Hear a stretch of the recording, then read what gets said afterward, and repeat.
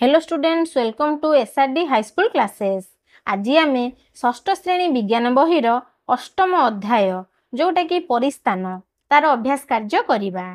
तेबे चलो डेरी नक स्टार्ट करवा। प्रथम एक नंबर कौन देला, गोटे बा दुईटी वाक्य उत्तर दियो। आम गोटे बा दुईटी वाक्य उत्तर दबा। क कौन देला देखिबा, परिस्थान क्या कह जाए। परिस्थान क्या कह जाए आम प्रीवियस क्लास रे पढ़ी थिले हैला। तार को आम दुईटी वाक्य बा गोटे वाक्य लिखा। एठी मु दुईटी वाक्य लिखी। उद्भिद और प्राणी मानक बासस्थान और तार चतुर्पार्श्व को परिस्थान कह जाए। मु कही उद्भिद बा प्राणी से जो रोचंती आ तार चतुर्पार्श्व को आम मिसई देले सेटा को आम कौन कहवा, परिस्थान कहवा। तापरे कौन देला, परिस्थान परिवेशर एक अंश अटे। परिस्थानटा परिवेश भितर जाए, परिवेशर गोटे अंश होउची परिस्थान। खरे कौन देला, उद्भिदर उपयोजन काहींकी आवश्यक। उद्भिदर उपयोजनटा काहींकी आवश्यक आमे देखिबा।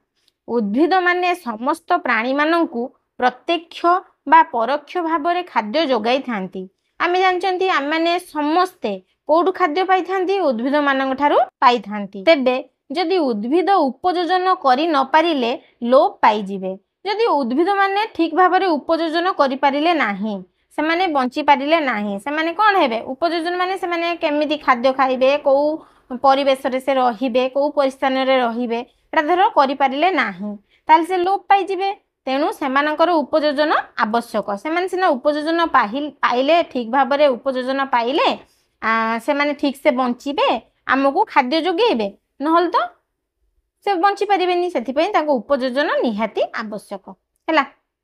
एबे जिबा ग रे कोन देला देखिबा, तीनोटी अजैविक कारकर नाम लेख। अजैविक माने कौन, जार जीवन नथिबो किंतु आमर परिवेश को बा आम बंचिया पे प्रभाव पकाउथबो, हेटा अजैविक कारक कौन। तीनोटी अजैविक कारक हैला जल, वायु, आलोक। निहाती इंपोर्टेंट ए तीनटा आमर अजैविक कारक हैला। एबे देखिबा दुई नंबर रे कौन देला, दुई नंबर रे देला कारण लेख। कारण आमे लेखिबा बा कारण दर्शेइबा। कौन करे देला, माछ को पानी रू काढ़ी आनिले से मरी जाए। माछ को पानी रू जदि आमे काढ़ी आनिबा से काहींकी मरी जाए, तार कारण लेखिबा। कौन लेखिबा, माछर शरीरर गठन ताकू जल रे बंचिबा पई सहायक होइथाय। माछर शरीर एमिति गठन होइथाय से जल रे ही बंची पारिबो हैला।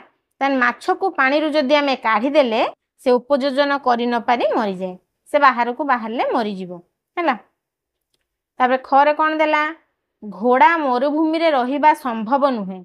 घोड़ा मरुभूमि रे रहिबा संभव नुहे काहेकि। प्रथमे आमे जानिबा घोड़ाटा मरुभूमि रे रहुथिया प्राणी मरुज प्राणी ना नुह, मरुज प्राणी नुह आमे जानिचंती। सेथिपई से मरुभूमि रे रहिबा संभव नुहे। तार कारण देखिबा, मरुभूमि रे चारिआडे बाली, जल कम, अत्यधिक उत्ताप सेठाकार प्राणी माने उपयोजन करी अछंती।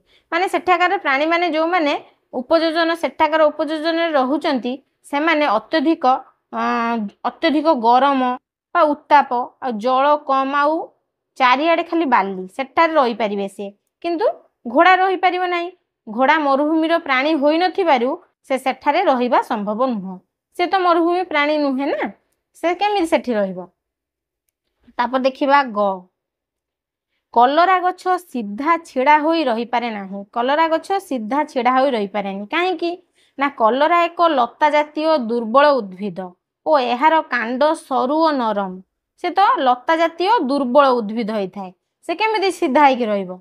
से गोटे किछि गोटे आमे ताको सपोर्ट कले से ता ऊपर गोड़े गोड़े गोड़े गोड़े ही जाए। सब मंचा बनेकी कलरा गछ लगे थांती जानिथिबो।